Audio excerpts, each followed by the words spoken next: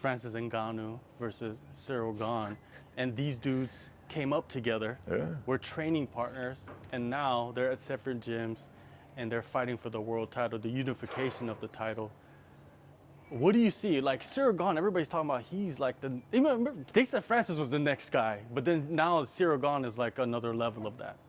I think clearly the big difference that they bring is power. You know, that's the differentiating between the two, you know. And Ngannou comes with a shot that you can't deal with. Like, he hits you, that's like hitting you with Optimus Prime. Like, he's just going to swing Optimus Prime at you, and you're just going to be like, and what am I supposed to do with this?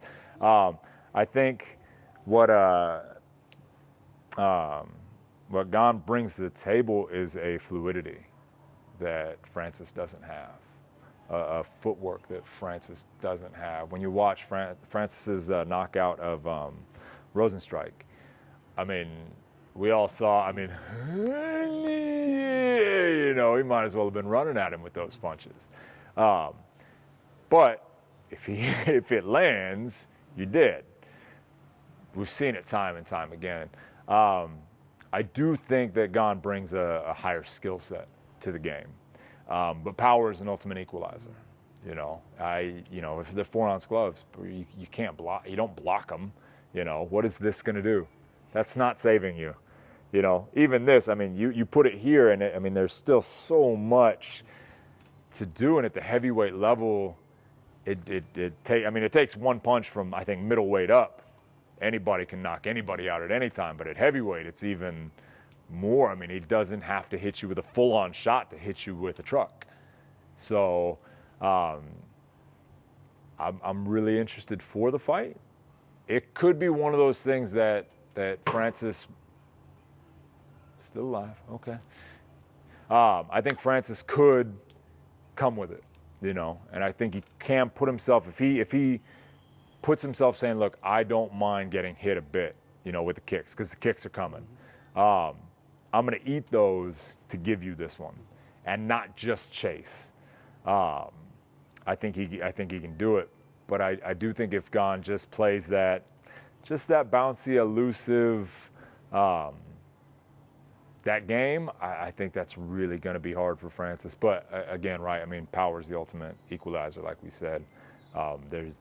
You can't game plan for somebody hitting you hard outside of please don't hit me, you know. That's about it. So with Gane, he brings, like you said, the footwork that we haven't seen probably in the heavyweight division ever. But a lot of people look at his stance as a problem against Ngannou.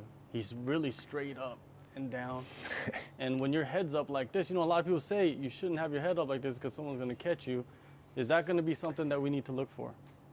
I mean, for sure, you know, and especially if Gane can't keep his back off the cage. You know, it's one thing to be high when you have 3 exits. It's another when you've only got 2. You know, when you can't go backwards, that makes the game much different, because long arm coming here or here, you know, if you could duck under and go, great, but if that's not your game, and that's not his game, you know, he really needs to find a way to dictate the pace, either staying, you know, within the center of the inside ring of the octagon. I think that's a safe place for him, so that he's still got that step back, but as soon as he steps back, it's got to be getting back to that inner ring. In order to give himself the best possibility to have all of his exits and use his feet properly. Can he do that? If it gets to the 3rd round and you're a little tired, I mean, look, heavyweights are in great shape, but they're still heavyweights. Like, you know, we've seen things where you're like, oh man, he's fine, he's in great shape, and then you're like, but he's still moving around a 260-pound, 270-pound body. Like, that's gonna get tiring after 20 minutes. So. That's a fun fight. That's a fun stylistic fight.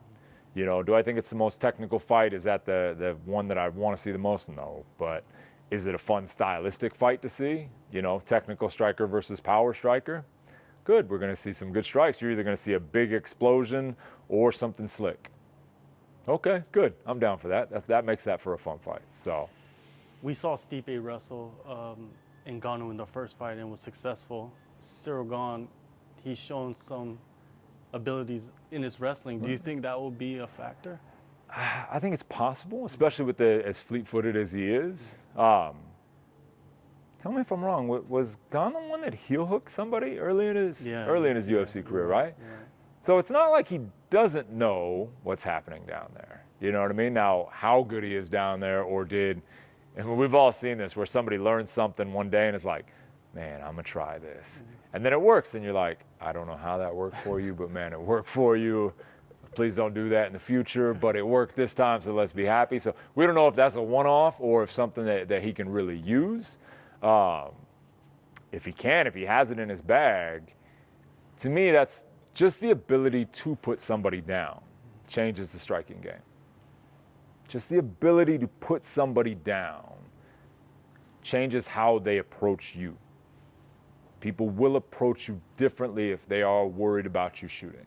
If they're not worried about you shooting, they'll be a little bit more reckless. They'll be a little bit more like, let's find this and go. But when they know at any time they could find themselves on the ground and this could be a problem, you know, people tend to fight you a little bit differently. So we shall see. Maybe you're onto something. Maybe we're going to see Ciryl Gane heel hook or knee bar. Could you imagine that?